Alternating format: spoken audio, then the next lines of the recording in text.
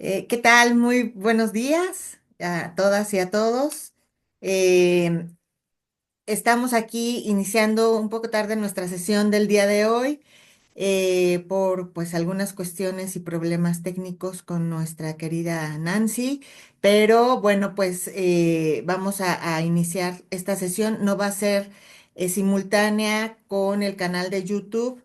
Desafortunadamente no podremos transmitir en vivo, va a estar diferida.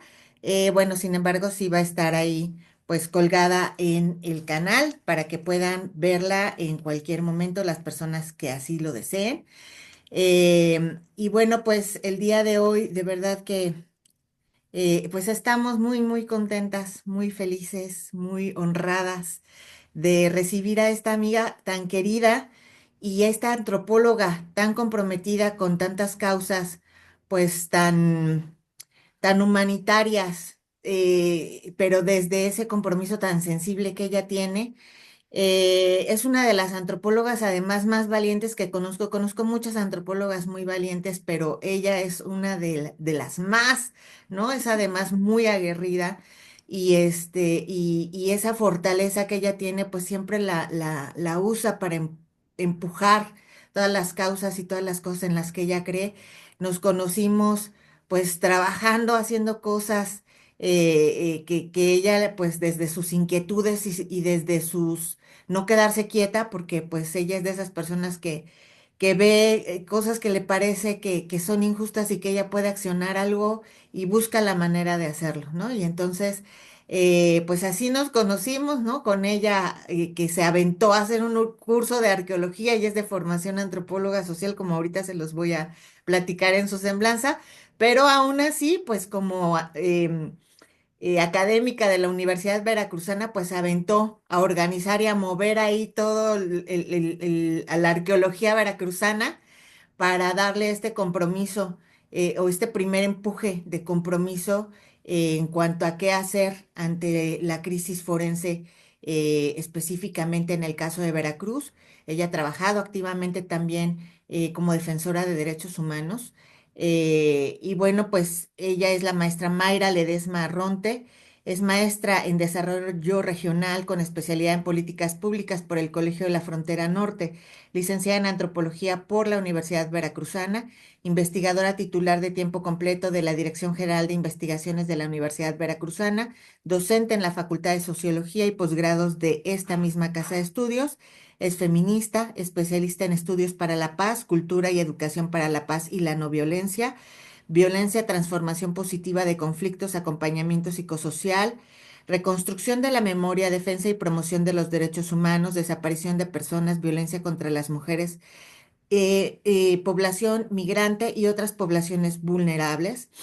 Ponente y capacitadora en estos temas en múltiples foros académicos para la Administración Pública Estatal y organizaciones de la sociedad civil, directora general de Cultura de Paz y Derechos Humanos durante 3 años de la Secretaría de Gobernación del 2018 al 2022 en el estado de Veracruz, elaboración y coordinación del Programa Especial de Cultura de Paz y Derechos Humanos 2018 a 2014, 2014-2018, que transversaliza la política pública del gobierno de Veracruz en la materia, presidenta del Consejo Editorial de la revista de divulgación Cultura de Paz y Derechos Humanos, de 8 números del 2019 al 2020, que se elaboró desde la Dirección General de Cultura de Paz y Derechos Humanos con el apoyo del Centro Estatal de Prevención Social de la Violencia y la Delincuencia con participación ciudadana de la Secretaría Ejecutiva del Sistema y del Consejo Estatal de Seguridad Pública, Gobierno del Estado de Veracruz, y es autora del informe especial Implementación de Políticas Públicas en materia de cultura de paz y derechos humanos a 3 años de gobierno en el Estado de Veracruz. Sé muy bienvenida, Mayra, y pues te dejo el uso de la palabra. Muchísimas gracias por estar aquí acompañándonos en este espacio, en este seminario.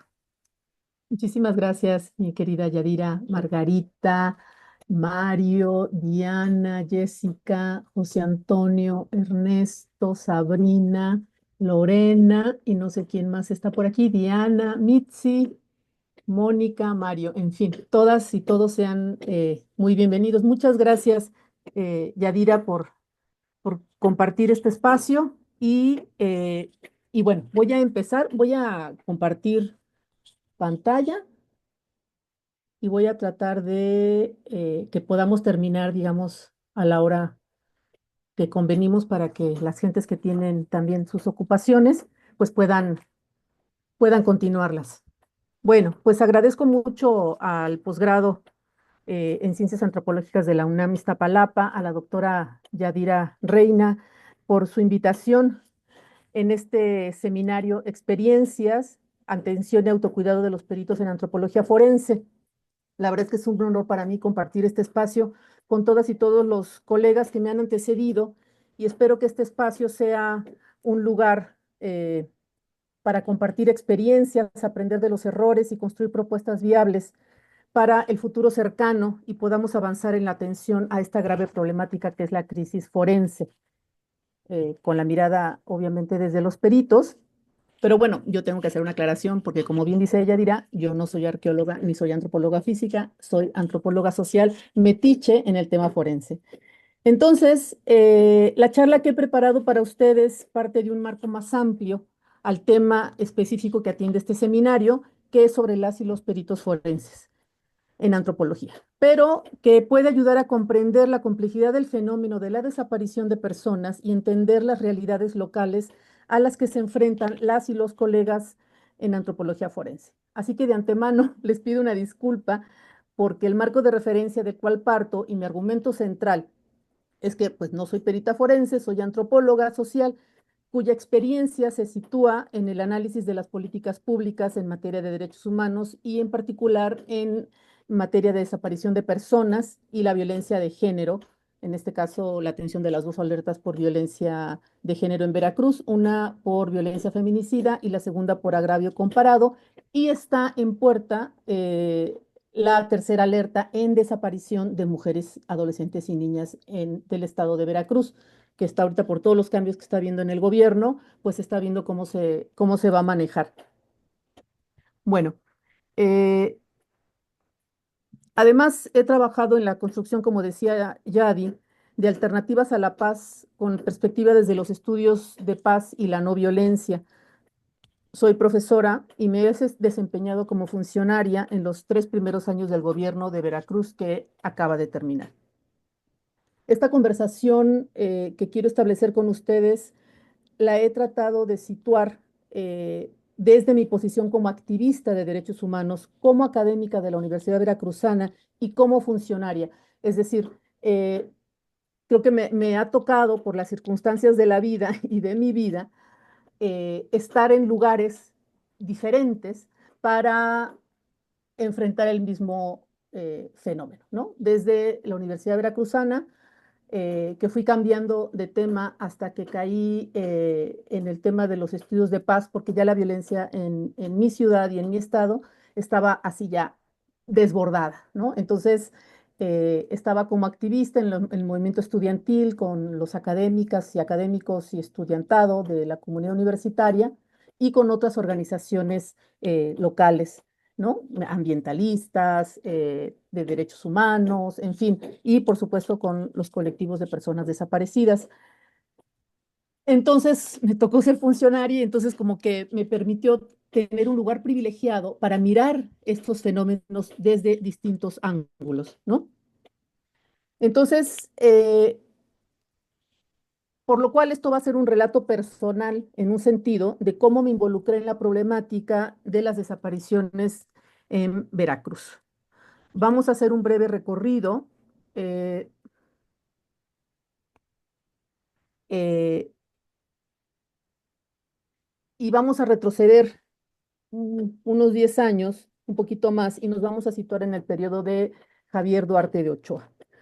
No voy a abundar mucho en lo que ya se sabe, que dejó el Estado en total bancarrota, que de verdad se llevó hasta los focos, robó a la Universidad Veracruzana más de 2.000 millones de pesos, dejó una crisis, violencia tremenda y las instituciones de seguridad infiltradas por el crimen organizado. Y esta situación de una u otra manera continúa, por eso es tan relevante analizar el periodo oscuro de la historia reciente de Veracruz. En esos años mi participación en movimientos sociales fue muy activa, pero la represión del gobernador fue muy fuerte. Eh, contra el movimiento magisterial, los movimientos por la defensa del medio ambiente y el territorio, contra las hidroeléctricas, las minerías en cielo abierto, el movimiento estudiantil y el movimiento de las personas jubiladas, por nombrar los movimientos más relevantes. La desaparición de personas fue uno de los hechos más atroces que se cometieron durante el duartismo, que fue 2010-2016. Sucedieron varios eventos que fueron muy relevantes y que marcan mucho la forma en cómo los problemas se fueron planteando en la agenda pública y cómo hubo todo un repliegue por la embestida de la represión. Una primera cosa que me marcó fue la llegada de la Caravana por la Paz, que llega a Jalapa el 18 de septiembre del 2011 con este compañero Javier Sicilia y familiares de personas desaparecidas. Para mí fue un shock porque cuando yo me involucré en la organización, cuánta gente tiene que llegar, acomodarlos, la comida, en fin, dónde se iban a alojar, y nos situamos en un lugar para esperarlos y llegar y caminar juntos hacia el centro de la ciudad. Y el tema fue que empezó a salir y gente de las calles, de las bocacalles, con playeras, con carteles, eh, con nombres, con fotos de personas desaparecidas de Jalapa y de los alrededores que yo desconocía y que el resto de la gente desconocía. Y, y al final fue una marcha de poco más de 5,000 personas, que Jalapa es una ciudad pequeña, entonces fue muy, muy, muy impactante, pues. Y me involucré en esto de la caravana, pero me quise involucrar pues más con los familiares, pero no pude. Yo tenía una hija de 10 años y otra de 2 años, y la verdad es que yo salía de las reuniones hecha pomada, llegaba a mi casa a llorar y emocionalmente no pude con el tema. Entonces apoyaba de otras formas, difundía, participaba, pero no pude involucrarme más.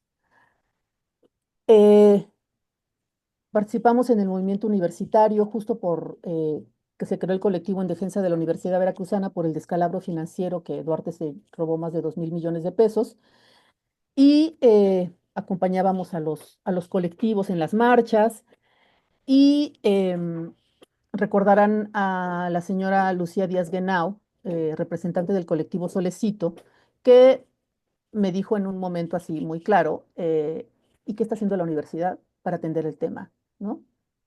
Como institución. Debería estar haciendo programas, debería estar haciendo cosas para resolver el tema. Y yo le dije, bueno, ¿qué necesitan? ¿Qué es lo más urgente? Y me dijo, pues no hay arqueólogos forenses.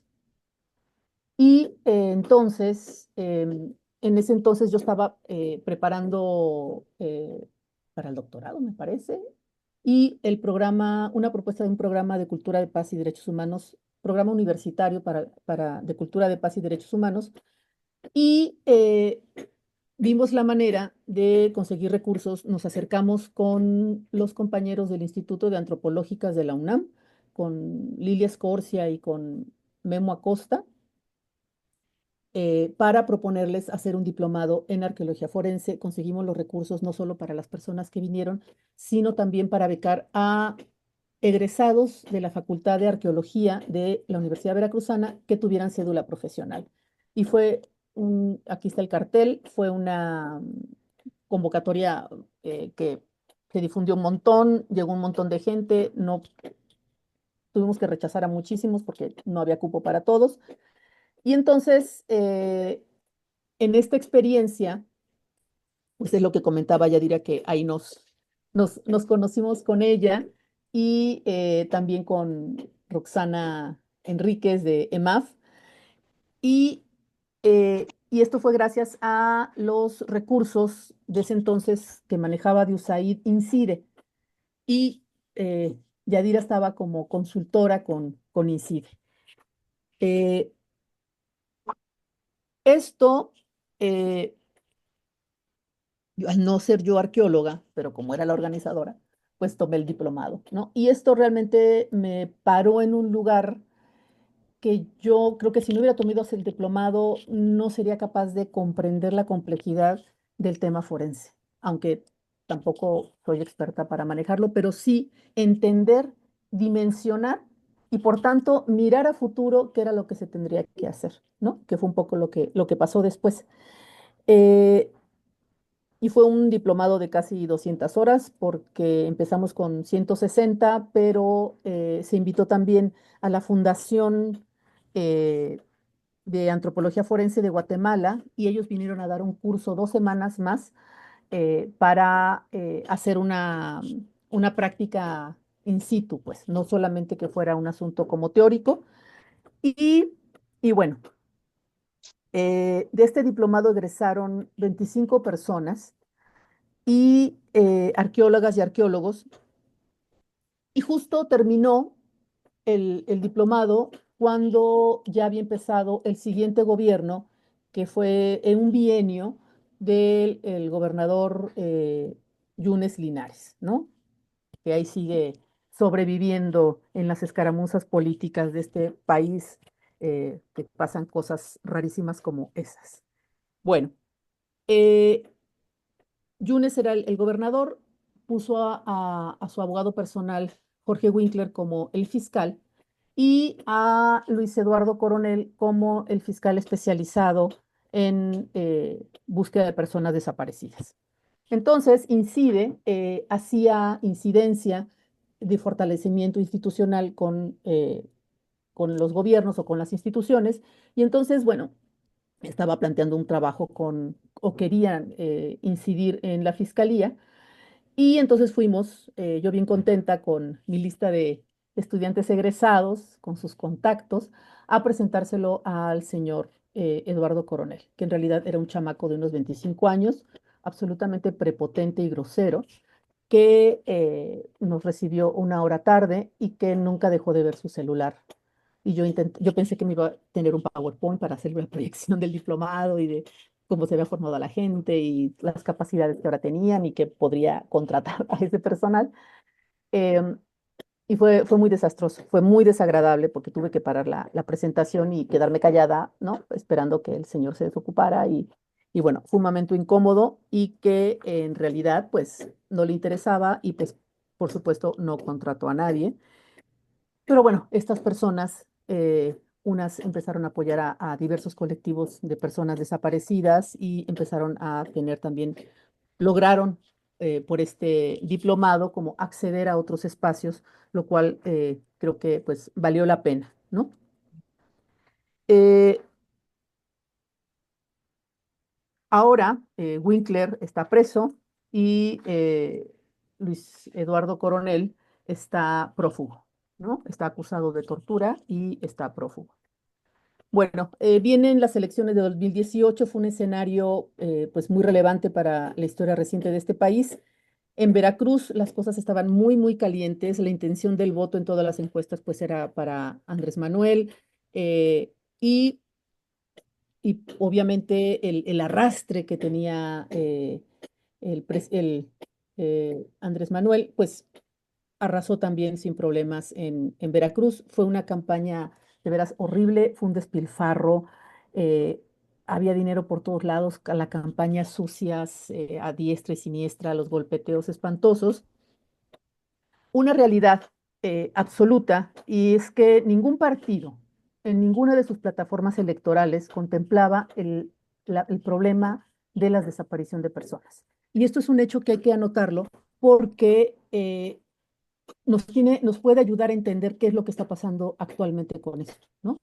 Eh, los derechos humanos no dan votos y en realidad no había un interés real de atender la problemática y sino porque hubo todo un esfuerzo por parte de las familias que así se dio. Y en Veracruz se dio una situación muy particular, ¿no? Porque no estaba en la plataforma de nadie tampoco, de ningún partido. Eh, en estas campañas del 2018, el entonces candidato, el ingeniero Cuitlagua García, de Morena, le hicieron una entrevista banquetera y el señor, eh, por el caso sonadísimo de Colinas de Santa Fe, que seguramente han de recordar que se catalogó como la fosa clandestina más grande de Latinoamérica, pegado al puerto de Veracruz, donde se encontraron más de 300 cráneos, ¿no?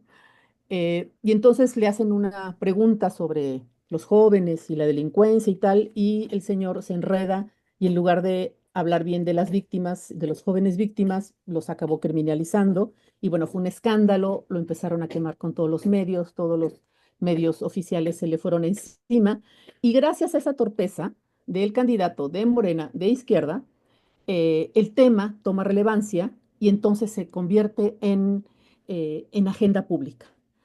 Y él, muy avergonzado, nos busca para reunirse con los colectivos y pedirles una disculpa y explicarles que él realmente no quiso decir eso, etcétera. Y entonces nosotros decidimos más bien hacer un conversatorio.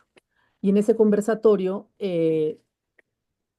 bueno, aquí están las fotos, miren, esta Yadira, este, eh, del, del diplomado.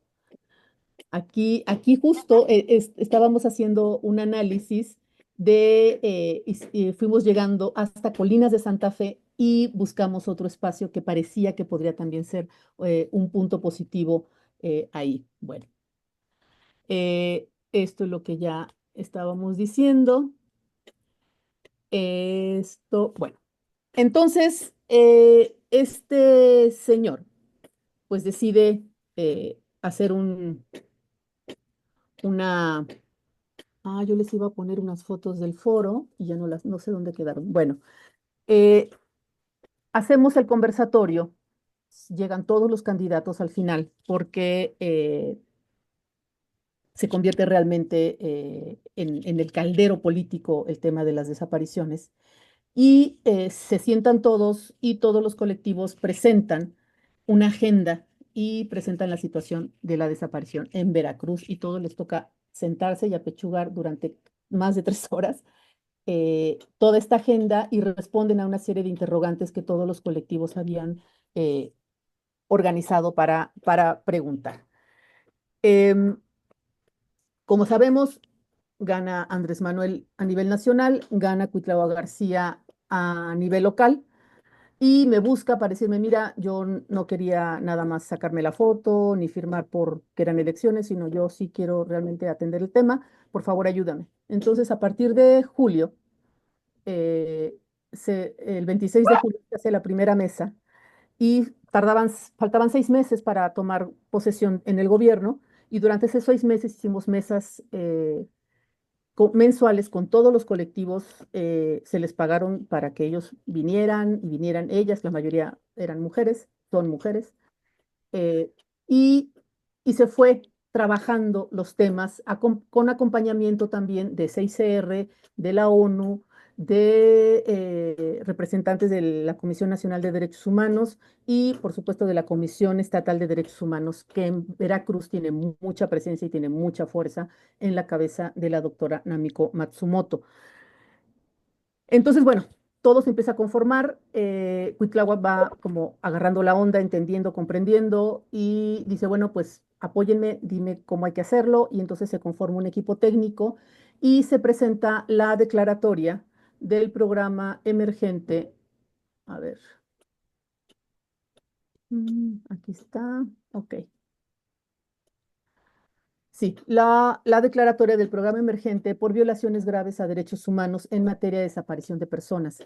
Esta, eh, esta declaratoria la presenta y forma parte del discurso de toma de posesión del minuto uno del nuevo gobernador y su primer acto de gobierno a la 1:30 de la mañana es una reunión con todos los colectivos en Palacio de Gobierno y esto fue algo como, pues, bien importante, ¿no? Eh, y así como estaba el tema de la desaparición, también estaba el tema de los feminicidios y la alta violencia de género que existía y existe en el estado de Veracruz. Y para ello se presenta el 25 de enero, fecha importante porque es mi cumpleaños, la estrategia de coordinación estatal cero tolerancia a la violencia contra las mujeres en el estado de Veracruz, que pretendía ir más allá de las alertas que solamente contemplaban 11 municipios y los 47 municipios indígenas del estado.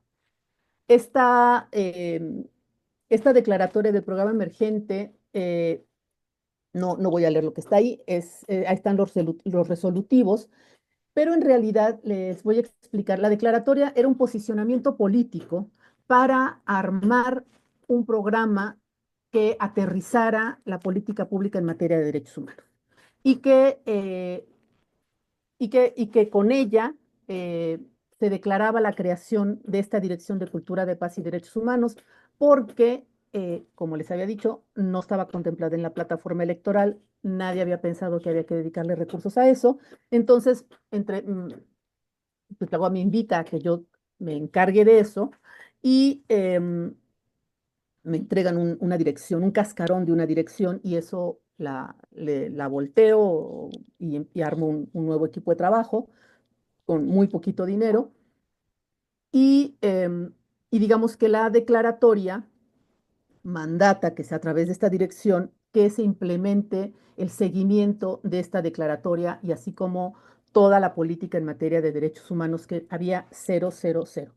Entonces, no solamente digamos que el tema de desaparición y el tema de la violencia contra las mujeres, pues digamos que eran dos árboles de un gran bosque que implicaba todas las poblaciones vulnerables que también había que atender. Es decir, también la situación de los periodistas en el estado estaba en emergencia, en muy foco rojo, porque es de los estados más peligrosos para el ejercicio del periodismo, incluso todavía. Así como la población migrante, las personas privadas de la libertad, las personas con algún tipo de discapacidad, la población indígena, los niños, niñas y adolescentes, etcétera. Entonces, bueno, esta es la estrategia cero tolerancia a las mujeres, que es todo un exhorto a los ayuntamientos, bueno, obligatoriedad, digamos, al funcionariado, a toda la Secretaría de Despacho y una invitación a, a los demás poderes autónomos como la legislatura, el Poder Judicial y los organismos autónomos como la Fiscalía, etcétera.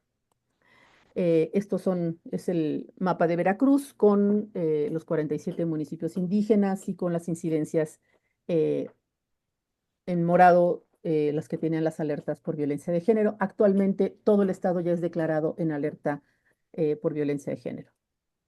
Aquí estaban los municipios prioritarios. Toda esta zona que se ve aquí es una zona que es muy caliente.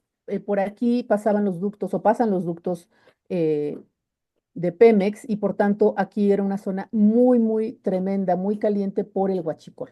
Cuando se transforma y para en el huachicol, cuando entra Andrés Manuel, eh, toda esta zona, entonces la delincuencia y la violencia se incrementa porque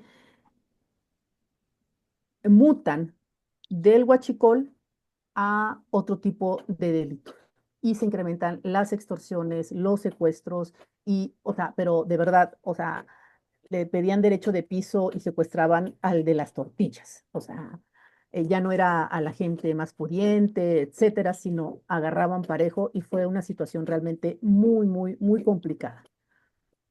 Bueno, ¿cómo aterrizamos todo esto y cómo armamos una estrategia? Mi gran duda, mi gran preocupación o mi mayor interés es cómo atender, por un lado, la emergencia y atender a los colectivos, atender las alertas, en fin, todas las bombas que había por todos lados, así rebotando, pero al mismo tiempo también cómo fortalecíamos instituciones y cómo generábamos acciones de prevención que fueran sentando bases para los que vinieran después, ¿no? Entonces, eh, este programa especial de Cultura de Paz y Derechos Humanos tuvo dos grandes ejes. Por un lado, el objetivo uno, que era atender la emergencia humanitaria, las desapariciones, los feminicidios, cumplir con toda el mandato legal. Teníamos más de 100 recomendaciones eh, para el gobierno de Veracruz, más otros tantos para la fiscalía y para otros organismos autónomos. Y por otro lado, cómo generar y prevenir las violencias desde este enfoque de estudios para la paz Educación para la Paz y la No Violencia.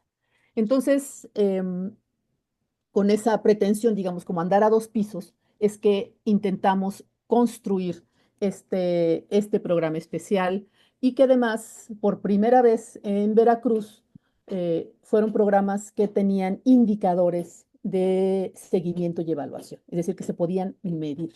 Entonces, estos dos objetivos, cada uno de ellos tiene una serie de estrategias y cada estrategia tiene una serie de acciones porque pues, había que cumplir con el reglamento del árbol de problemas, y etcétera.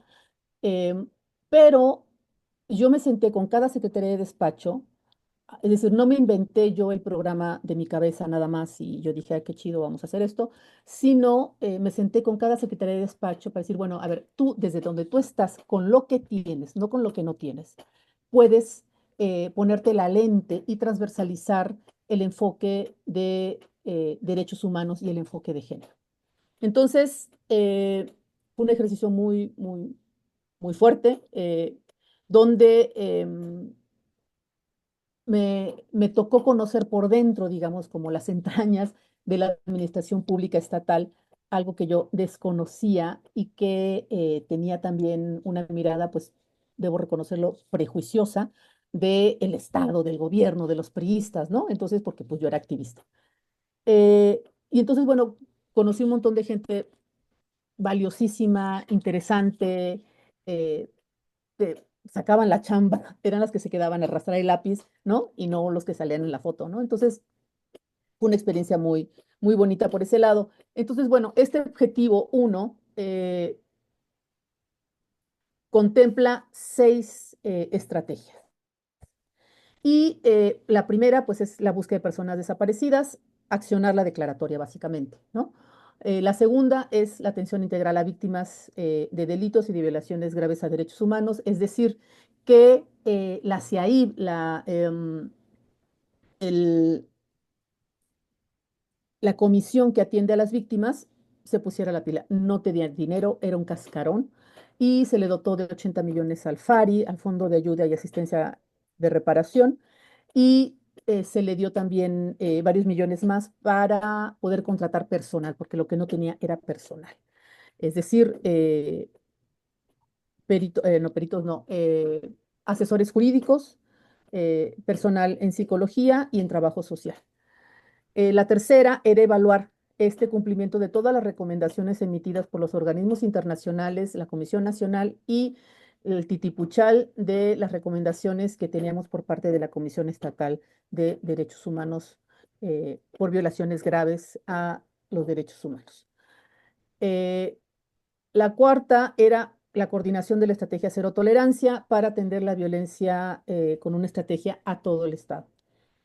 El quinto, dar seguimiento al cumplimiento de estas acciones del programa de las alertas también, que era un mandato que teníamos que trabajar con la CONAVIN, y que las alertas, en resumen, bueno, principalmente la alerta por violencia feminicida, era una alerta que se hizo con datos del 2014-2015, y ya estábamos en 2019, y los objetivos realmente no eran objetivos, estaba como muy mal planteada, todo el mundo entregaba lo que quería, no había un control y un seguimiento real de, el cumplimiento de las alertas.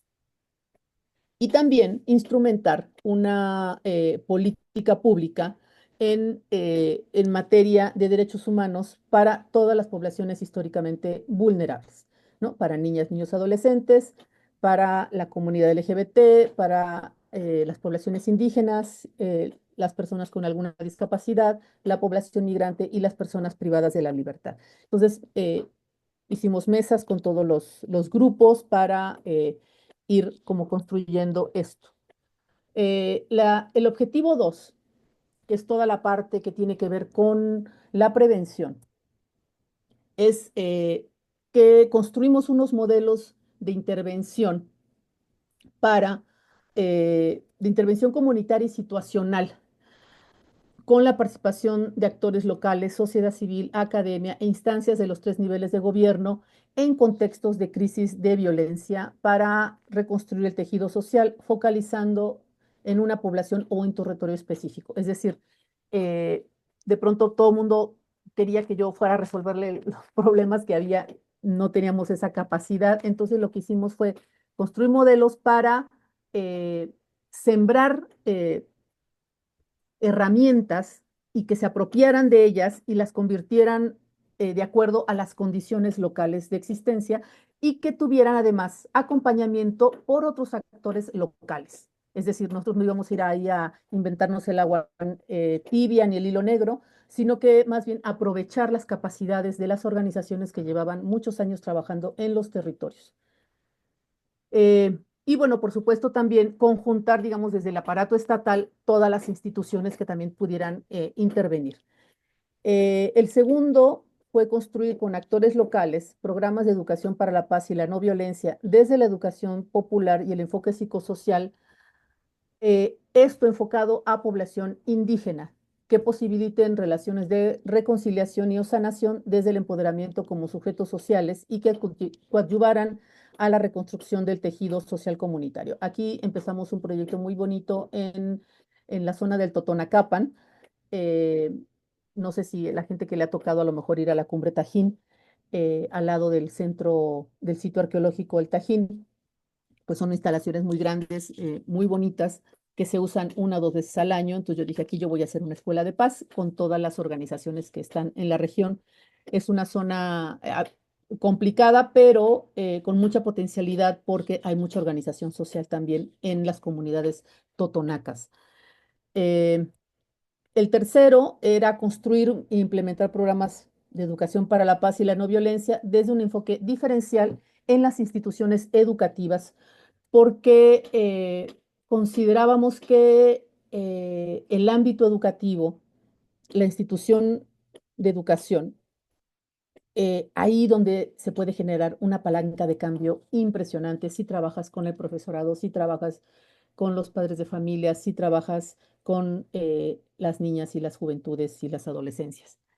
Y hicimos también varias cositas. Y el cuarto, fortalecer mecanismos de seguridad y prevención social del combate a hechos delictivos que contribuyeran a disminuir los factores de riesgo generados por la violencia y la delincuencia en las zonas de mayor incidencia delictiva. Bueno, esta cuarta estrategia era así justo para SCP, la Secretaría de Seguridad Pública, porque tenían un montón de dinero que no sabían luego ni cómo gastárselo, justo para el tema de las violencias, ¿no? Y de la inseguridad. Pero con un enfoque como muy parcial de criminalizar a los jóvenes. Entonces, ahí hicimos todo un trabajo con ellos para que vieran que el problema era estructural, pues no era el problema del chico que trae el pelo largo y que creen que fuma marihuana. Bueno, eh, no me voy a detener en las acciones de cada objetivo. Eh, Escogí nada más, por ejemplo, búsqueda de personas y dar cumplimiento a la declaratoria, ¿no? Entonces, aquí, ¿qué se hizo? Pues se fortaleció, bueno, se creó la Comisión Estatal de Búsqueda que no existía, se hizo la convocatoria, se le dotó de presupuesto, se contrató personal, se rentó un local. Bueno, fue todo un show hacer todo eso con la participación de los colectivos de personas desaparecidas. Se hizo un examen, porque además yo pues vengo de la academia, entonces bien ñoña, examen, objetivos, indicadores de medición para tratar de ser lo más objetivo posible. Y también hay que situarse en el momento en lo que hicimos esto. No había perfiles que dijeran, ah, tú puedes ser un comisionado de búsqueda, porque ¿a dónde vas a estudiar eso? O sea, llegaban o fiscales, o llegaban abogados en derechos humanos, o llegaban personas que trabajaban con víctimas, ¿no? Entonces, ¿cómo conjugas eso, no? Entonces fue un proceso de aprendizaje también muy interesante de intentar em, evaluar y darle como coherencia y sustento a los perfiles y que se adecuaran pues también a las realidades de la gente que iba a llegar. Bueno, nos fue un poquito mal, un poquito un desastre, pero al final tuvo una comisionada que duró bastante y que creo que lo hizo bastante bien. El segundo, pues, era promover a través del mecanismo estatal de coordinación. Acuérdense que las comisiones estatales de búsqueda, así como el mecanismo nacional, eh, ahí es donde se acuerda, donde se sientan todas las instituciones y donde hay participación también de los colectivos y de sociedad civil y de academia. Entonces, ¿cómo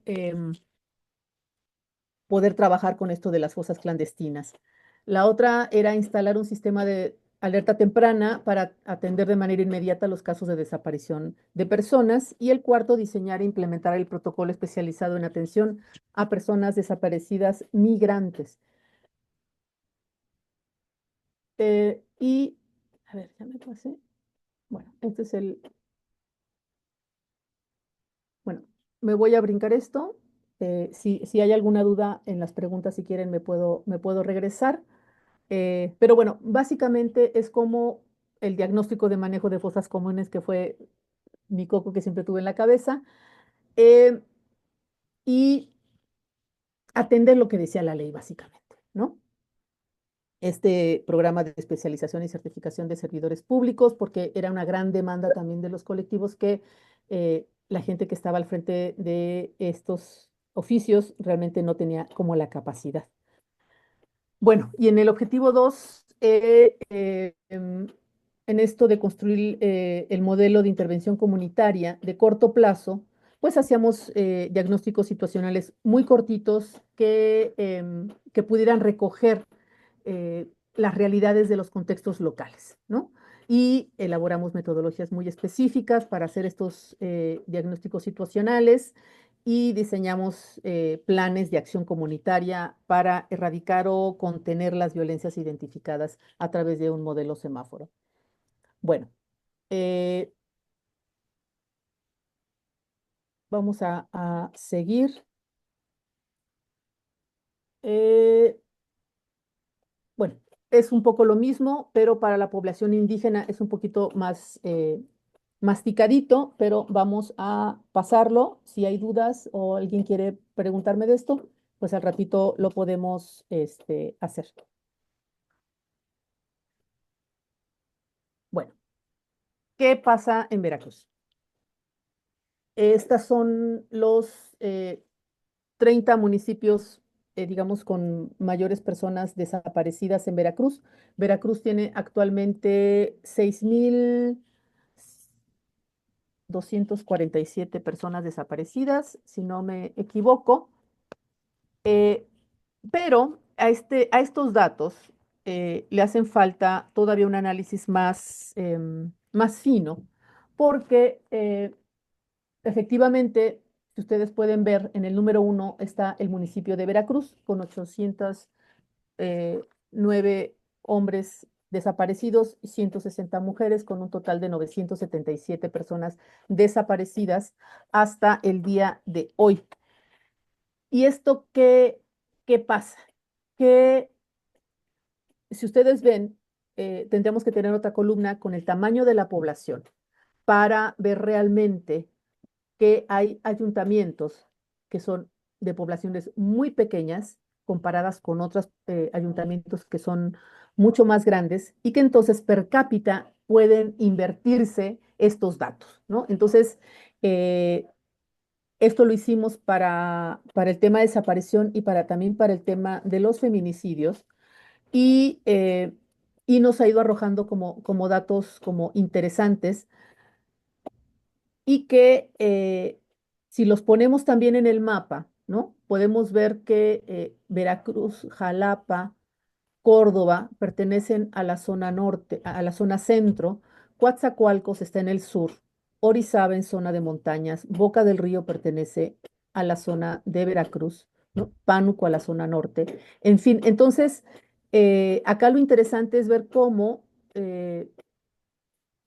la desaparición actúa de manera diferenciada según las regiones, porque la posición geográfica del estado de Veracruz, que es como este chorizo así como alargado, curveado, que acuerpa el Golfo de México, tiene 7 estados con los que es vecino. Y hay zonas que realmente, por ejemplo, a toda el, la vecindad que se tiene con Oaxaca, por ejemplo, es una zona que es donde está Playa Vicente, Tierra Blanca, eh, es eh, Acayucan, Cozoleacaque, es muy caliente. Ahí, por ejemplo, desaparecen personas y las avientan del otro lado y el otro estado hace exactamente lo mismo, ¿no? Entonces, acá lo que se intentó fue hacer un diseño, un análisis diferenciado, microrregional, para entender cómo operaba el fenómeno de la desaparición en Veracruz. Bueno, en términos de fosas, ¿no? Ya me estoy acercando a los peritos, van a ver que sí voy a llegar a ellos. Eh, el informe de la Plataforma Ciudadana de Fosas Clandestinas da estos datos. Eh, Veracruz está en el segundo lugar, es debajo de Sonora, que tiene 750 fosas, Veracruz 548 y Tamaulipas 475. Aquí hay toda una discusión de qué entendemos y qué definimos por fosa, ¿no? Que esa es algo que a lo mejor valdrá la pena hablar después. Eh, ¿Cómo se conceptualiza la fosa clandestina? Una fosa, eh, esas fosas realmente cuántas personas tenían, por ejemplo, ¿no? Y aquí están también el dato de las personas exhumadas, ¿no?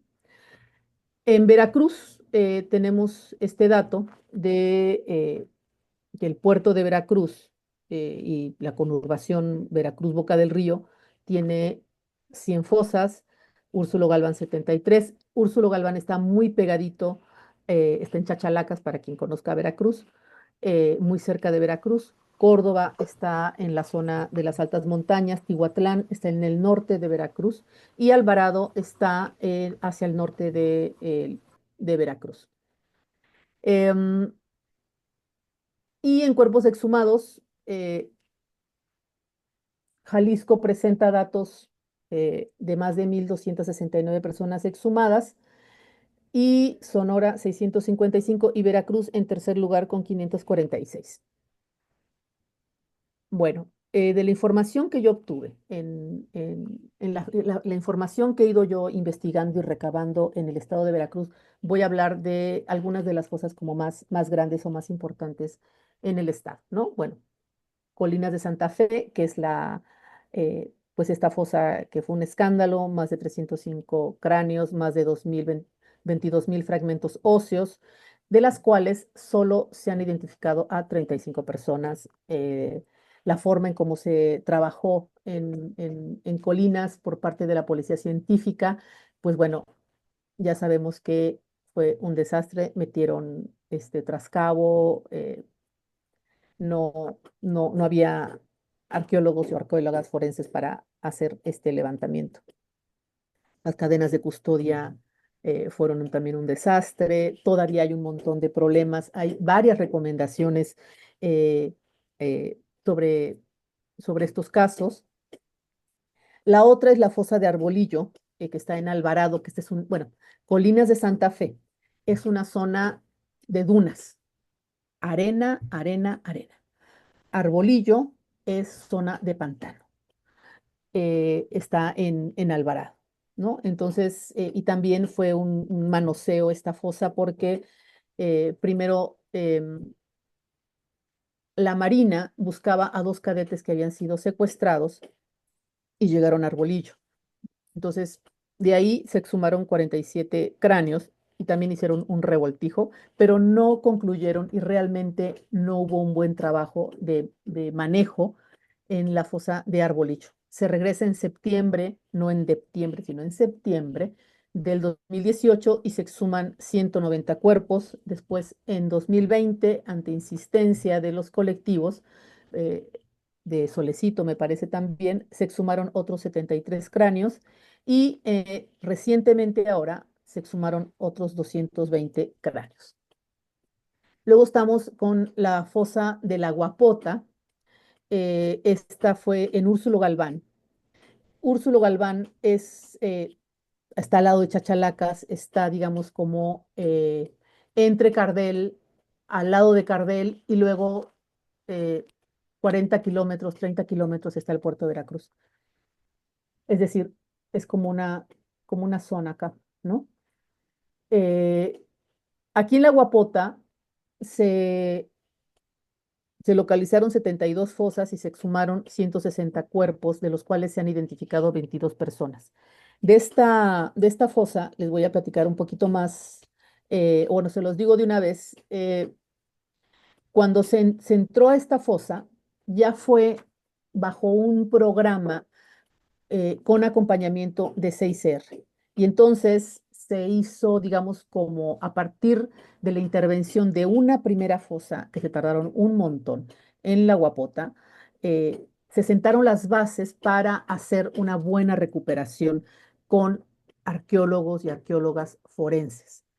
Y esto marcó mucho a la gente que participó y sembró una buena práctica. Y eso además me lo dicen ahora los peritos, ¿no? Tenemos también la fosa de Campo Grande que está en Ixtazotitlán, que es en la zona de Orizaba, de altas montañas, en la zona de Zongolica. Y aquí se exhumaron 53 cuerpos y se han identificado 18 personas. En Atzacán, cerca de Orizaba, cerca de Ixta, en una casa de seguridad se recuperaron 16 cuerpos y fueron a recuperarlos y la zona seguía caliente y creían que había más cuerpos ahí cerca, ¿no? Eh, bueno, estos datos que yo les comenté me voy a regresar déjame ver, acá, ok, acá, eh, Veracruz. 977 personas desaparecidas y digamos que vamos a también a sumarle Boca del Río que está pegado a Veracruz, que son 147 personas em, y ya, ¿no? Tengan este dato en su cabeza, por favor. Este oficio es un oficio que a mí me proporcionó Lucy Díaz Guenao de Solecito, que a ella se lo filtraron. Y que cuando ella me lo dejó ver primero nada más así en su teléfono, ¿no? Me dijo, no, no te lo puedo dar porque no me lo permiten. O sea, me lo dieron nada más así, te lo puedo enseñar. Y ella me lo enseñó como en agosto de 2016. Y a mí este oficio nunca se me olvidó. Y miren, este oficio es del administrador del Panteón Municipal del Puerto de Veracruz, ay Dios, donde le manda un informe a su superior, ¿no? Y le dice que existen dos fosas comunes ubicadas al fondo del panteón y uno se ocupa para cuerpos áridos que no son reclamados por sus familiares y se depositan en la fosa común de acuerdo a la autorización del cabildo y la fosa 2 que es exclusiva para cadáveres y restos que traen del forense de las distintas agencias del Ministerio Público de la localidad. Y miren estos datos. Aquí se los puse en este cuadrito. En 2013 están inhumados 1,062 personas. En 2014, 984. En 2015, 1,079 personas. Y hasta junio de ese 2016 había 500. Es decir, un total de 3,625 personas que en realidad nadie le tomó muestras, nadie tomó fotos, nadie revisó credenciales o algún tipo de identificación.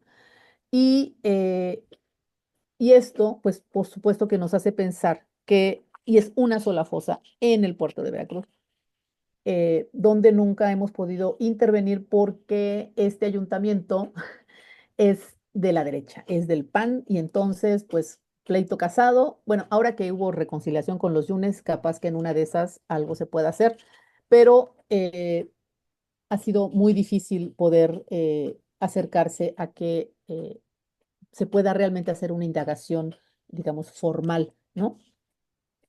Eh, porque como parte del programa de la declaratoria de hacer un censo, una investigación sobre las fosas comunes, CONEMAF hicimos un proyecto y una parte lo financiamos desde el gobierno del estado y otra parte se consiguió un recurso con GIZ para hacer un diagnóstico de 5 ayuntamientos, solamente 5 ayuntamientos de todo el estado de Veracruz. Y fue Poza Rica en el norte, Jalapa en el centro y Coatzacoalcos en el sur, Minatitlán y Acayucan. Los 3 municipios son del sur de Veracruz. Eh, y con eso poder tener algunos elementos para plantear incluso alguna reforma en la legislatura, porque un tema con los ayuntamientos es que el registro de las personas que no se identifican es variable. Cada quien lo hace como se dé la gana, si es que lo hace, y realmente es una cosa que, o sea, estamos hablando 2019, ¿no? Cuando nosotros participamos en esto, y no es la fecha que no hay un programa o no hay una mirada de cómo se va a atender la fosa común. Y yo creo que, no sé en el resto del país, pero en Veracruz hay muchos indicios que una parte importante de los desaparecidos y desaparecidas del estado están en la fosa común, en las fosas comunes. Bueno, eh, ¿cuáles son las condiciones de los servicios periciales en la Fiscalía General del Estado? ¿No? Hay un departamento de identificación en Jalapa y tiene este equipo que hay 6 arqueólogos, 6 criminalistas, 2 antropólogos físicos, una odontóloga y otra antropóloga social. Creo que son 2 odontólogas, perdón. Y este equipo es el que se traslada, digamos, como a todos lados o se dividen para hacer las exhumaciones, ¿no?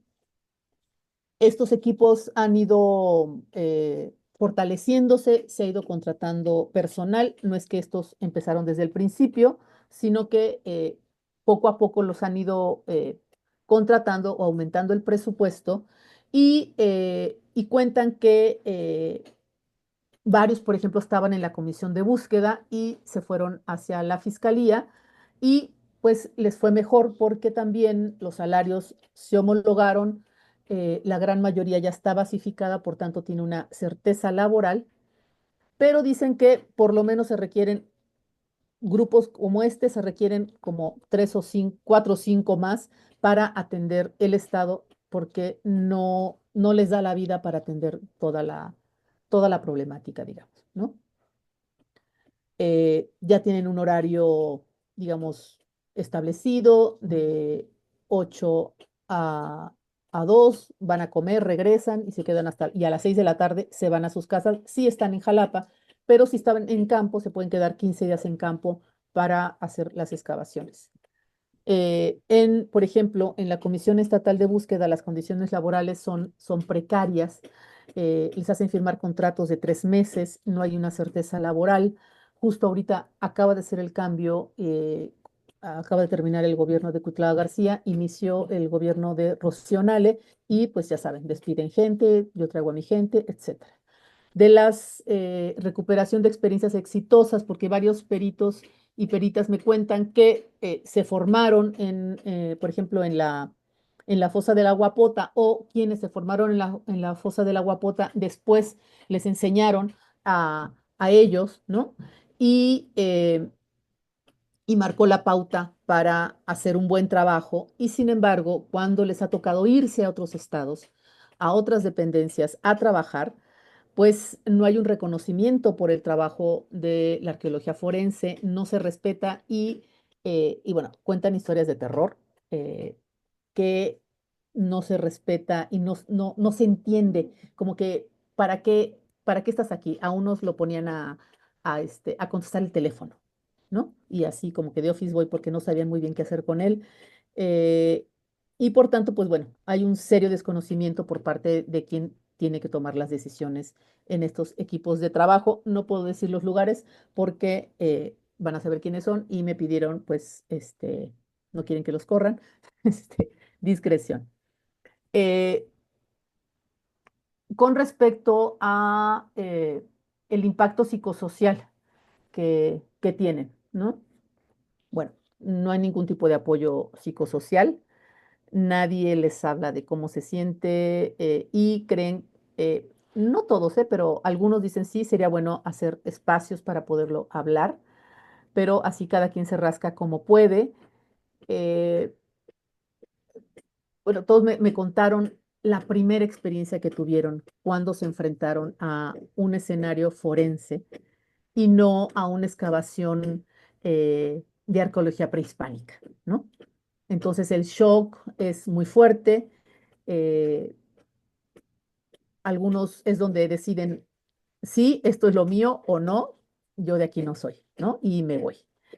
Son ambientes muy masculinos, machistas, donde no existe esta cultura de expresar lo que se siente, sino como que es que pues yo me las puedo y yo no voy a demostrar que no, que me rajo, ¿no?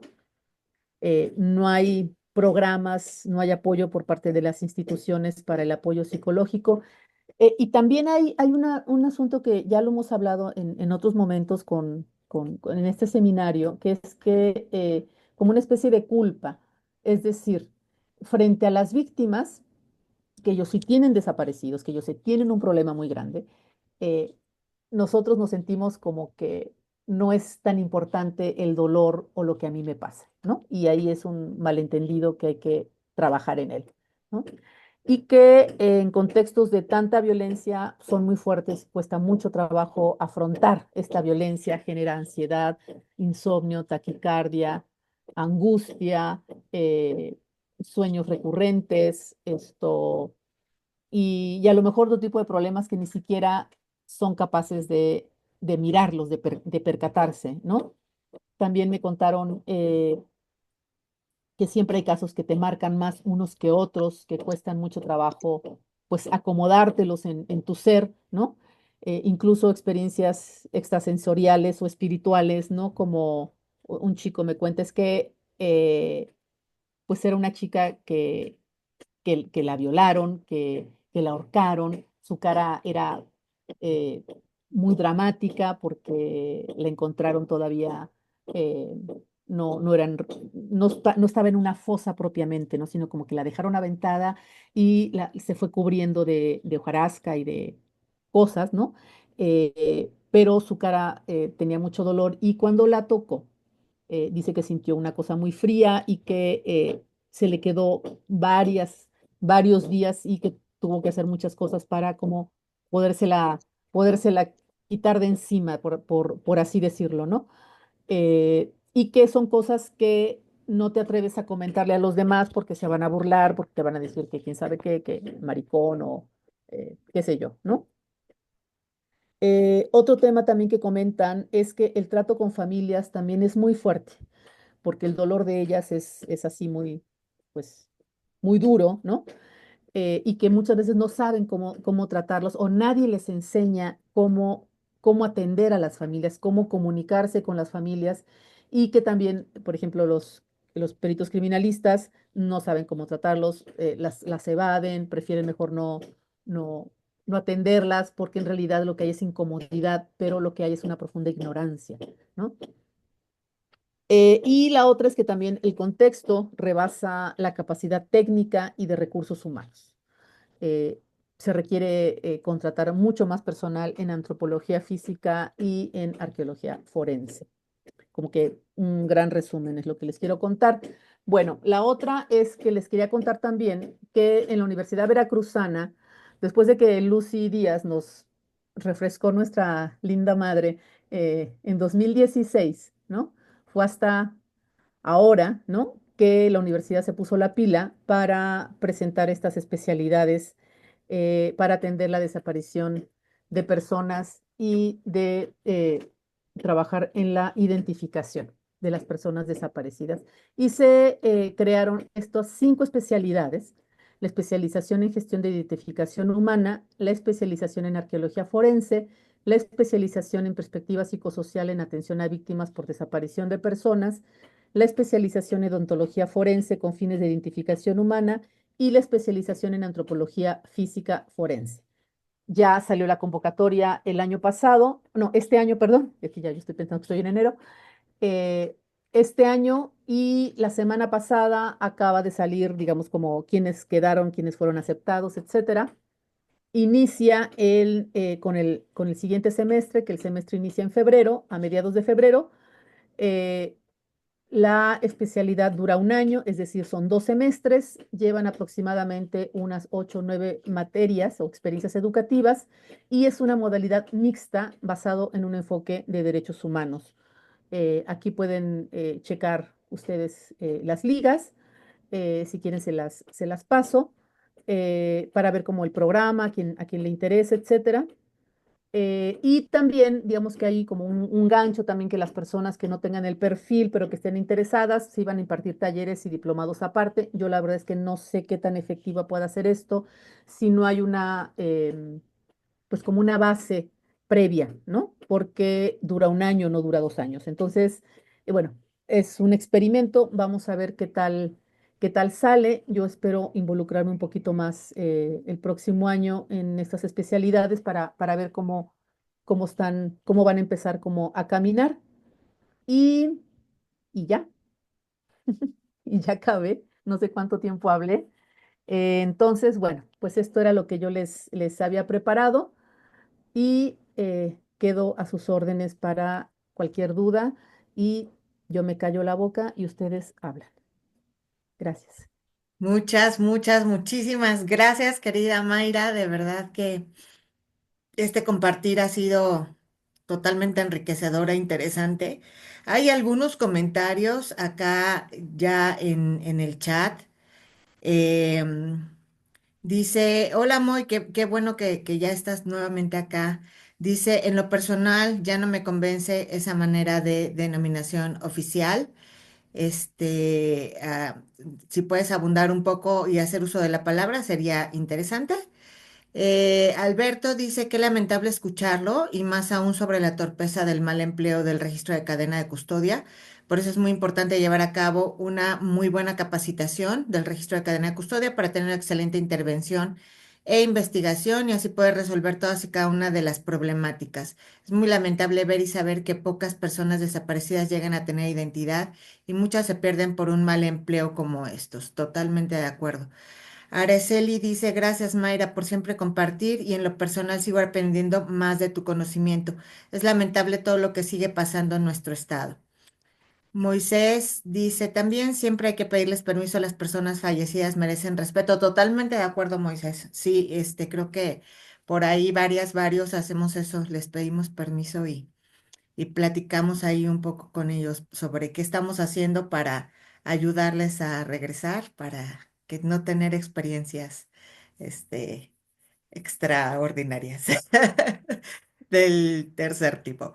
Mónica dice, muchas gracias por esta presentación. Pregunta, ¿por qué los procedimientos han sido tan distintos en términos de buenas prácticas en las exhumaciones que nos presentaste? ¿Por qué los peritos no son antropólogos físicos?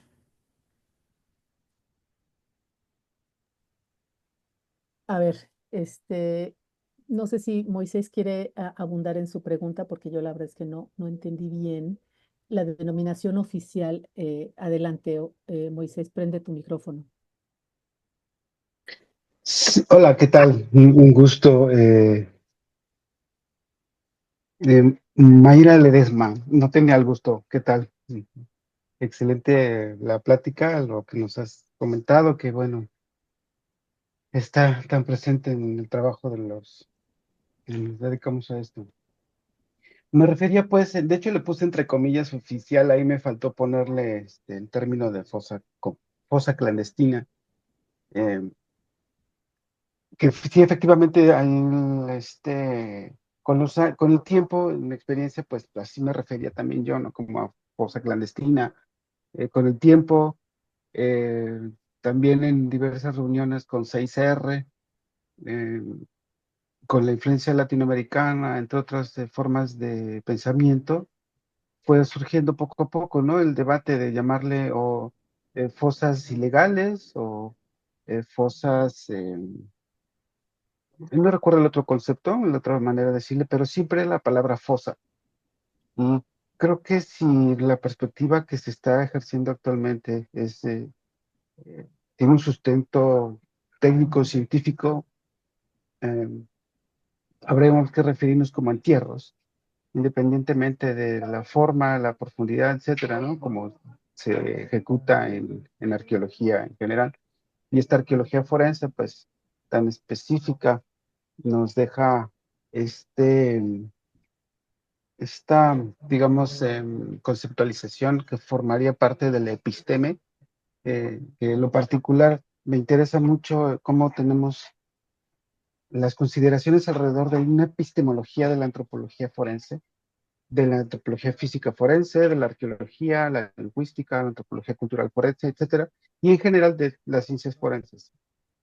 El abono que se le da de la antropología forense a esa teorización de nuestra disciplina vale mucho la pena. Actualmente estoy con más énfasis en eso, en otros aspectos, y en los aspectos de la arqueología forense, digo, yo soy antropólogo físico, pero he hecho mucho trabajo de campo, llegar al punto incluso de emitir un informe que no diga arqueología forense, sino antropología forense de campo, para no meter problemas. Es que usted no es, etcétera, ¿no? Vaya, lo que voy pues es que pues son entierros clandestinos o ilegales, de tal suerte que pues eso nos acerca a esta parte técnica, sí, científica también, pero creo que al llamarle entierros nos estamos alejando de esa forma fea que es el llamar, esa forma ya institucionalizada en las noticias, por autoridades, por gobernadores, por directores de policía, de instituciones como un CEMEFO o servicios periciales, de tal suerte que es como un vicio, porque pues también parte de la crisis social que existe actualmente, pues está la crisis, la denominada crisis forense, eh, que en palabras de una queridísima doctora Marta Rebeca, hablando de un tema aquí en Chihuahua recientemente, en el tercer Congreso de Antropología Forense, comentaba justamente, es que tenemos una crisis forense, y lo cuestionaba y decía, más bien tenemos una crisis social. Bueno, ya no me voy por ahí. Entonces, esta cuestión del entierro clandestino, entierro ilegal, nos lleva a distanciarnos un poco de estos discursos casi que políticos, pues, que nos envician. Y creo que el entierro nos dice, nos puede llevar a nuestras prácticas funerarias de respeto. Un poco encaminado también a lo que decía, pues es que si le pedimos respeto a, a los difuntos, pues podemos tener una forma más humana, realmente más humana, de acercarnos a ellos, poderles dar un trato digno. Gracias. Sí, sí, Moisés, coincido contigo y justo a todos les pregunté ya a una chica qué entendían por fosa ilegal o fosa clandestina, o sea, cómo la nombraban. Ya no lo metí porque ya sentía que estaba diciendo yo demasiadas cosas y no quería yo atosigarles. Em, pero yo incluso, y estoy aquí de metiche porque no soy arqueóloga ni soy antropóloga física, ni hago excavaciones, pero a mí la fosa común, que es un espacio institucional y que hay un montón de gente enterrada, botada, sin registro, pues perdón, parece fosa ilegal, ¿sí? Y Lo nadie es. quiere hablar de eso, nadie quiere, miren, yo no sé allá ustedes, pero acá en Veracruz, yo he dado esta información y mucho más detallada de lo que yo les acabo de decir, porque el tema ahí lo traigo y quiero que saquemos el libro, Yadira, de eso, ¿no? Este, porque hicimos eh, pues que fue un foro para discutir el tema de las fosas comunes. No nos metimos al tema de fosa ilegal o clandestina o entierro, etcétera, sino a las fosas comunes. Y nadie habla de eso, nadie. Nadie quiere entrarle a eso y tenemos que empezar a discutir qué estamos entendiendo por esa fosa común que está llena de cuerpos de, o sea, más de 2000 personas en una fosa, perdón, eso no es un NN, no es un migrante, no es un teporochito que se quedó ahí perdido, no, o sea, esos son desaparecidos, ¿no? Entonces, hay mucho que discutir ahí y yo lo celebro, yo les acompaño, yo paro en la oreja y aprendo de ustedes, porque no sé mucho. Con respecto a la cadena de custodia y por qué se han hecho tan mal los manejos, pues porque así fueron. O sea, no tengo la respuesta o sea, el por qué es porque quien lo hizo mal. Un poco adrede y un poco porque no le interesaba hacerlo bien. Es decir, Yadira les puede platicar más de la fosa de Colinas de Santa Fe, por ejemplo, aunque Lucy me mate, y se ofendan, Nos ¿no? mata, nos va a Nos matar, mata, pero exacto. lo tenemos que decirlo. Ajá, es más bien que, a ver, que nadie les puede negar el derecho a las familias de hacer búsquedas. Ujú. Y que no deberían de estar arañando la tierra, no, pero lo hacen porque nadie más lo hace. Y en tanto eso, tienen todo el derecho y tienen toda la legitimidad de hacerlo. ¿Qué hay que hacer? Acompañarlas, ¿no? Y qué hay que hacer, incidir en, o sea, es increíble que a estas alturas, después de 6 años de esta supuesta cuarta transformación y de todo la parafernalia que se armó para atender la problemática, eh, me sigan contando cosas espantosas que pasan. O sea, si lo que yo miro en Veracruz me sorprende, me enoja, me entristece y algunas cosas son inexplicables, lo que pasa en Guadalajara, ¿no? En Jalisco, lo que pasa, incluso en la Ciudad de México, que me contaron unas historias de terror, ¿no? Donde además hay un terror de las instituciones a reconocer que hay personas desaparecidas, ¿no? Estamos en un problema serio, ¿no? O sea, porque no es solamente, ay, si nos ponemos de acuerdo en cómo conceptualizamos y cómo generamos una epistemología para afrontar y mirar o con qué lente estamos mirando el fenómeno, eh, sino que hay cosas más básicas que no están funcionando en lo mínimo, que es reconocer el problema, ¿no? Entonces, yo siento que hemos dado como un salto para atrás, ¿no? Como esperando tener esta mirada desde la mirada de la historiografía francesa, ¿no? De estos saltos de larga duración, donde este retraso en realidad a lo mejor es que es, es un aire para avanzar después más, ¿no? Pero yo la verdad sí estoy muy desalentada, porque yo tampoco les conté, yo renuncié a los 3 años porque todo el empuje y todas las cosas bonitas que le conté del programa y de todo lo que se hizo y todas las reuniones y yo les tenía fotos y fotos de las mesas de trabajo y de todo lo que se hizo, ¿no? Eh, Se fueron al traste. Se fueron al traste porque, no sé, yo pienso que Cuitláhuac veía la mañanera y decía, ah, así hay que actuar.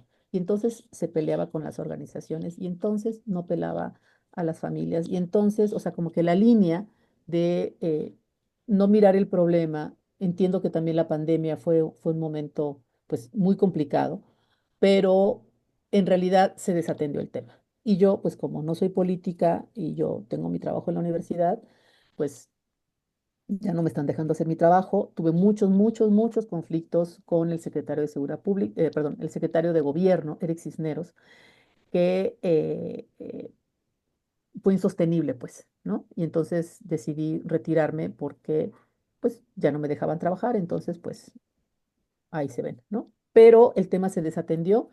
Empezamos en 2019, les contaba, había 24 colectivos, ahorita hay más de 40, hay como 44, o sea, es una cosa de locos, hay colectivos de 3 personas, o sea, hay una descomposición, digamos, y están peleadas, o sea, no está bonito, va a requerir como mucho esfuerzo, mucho trabajo, resarcir, unir, confiar, eh, y las y los peritos tienen un papel bien importante ahí porque son una especie como de pegamento, ¿no? Que junta una cosa con la otra, que transmite información, que, que permite certezas. Cuando las familias confían en ellos, ¿no? Las familias dicen, me traen a fulanito, o sea, que venga sutanito, porque en él confiamos. Y y entonces ven que hace bien su trabajo, que les se sabe explicar, que les da su lugar, ¿no? Que las escucha, aunque pareciera que esa no es su función. Ujú. Entonces, eh, aunque sea una cosa pequeñita, es un abono que hace a la dignificación del dolor de las familias, ¿no? Y pues la policía científica, pues era una porquería, o sea, esa es la verdad, ¿no? Y todavía siguen debiéndonos restos, tomas de ADN que se llevaron, que no están en los expedientes, o sea, es un problema Es complejo. que yo sí quiero opinar brevemente, ya que Mayra me abrió la puerta.